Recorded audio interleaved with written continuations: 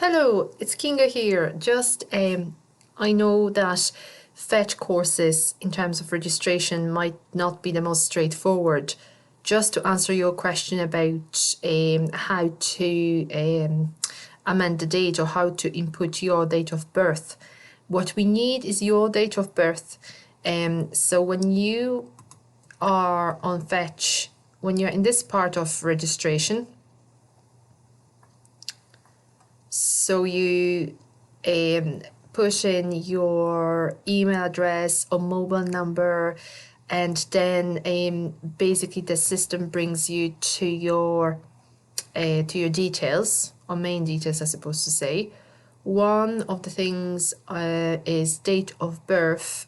That's what I understand you have difficulty with. So now again, it's not straightforward. So when you click on here, when you click on the year, if you go down to the lowest, 2010, and then go again, it will show 2000.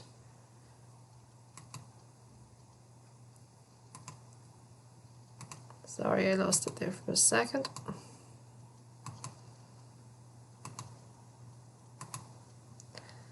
Okay, so you just click on the next lowest year, and it will then show more options. I hope that helps.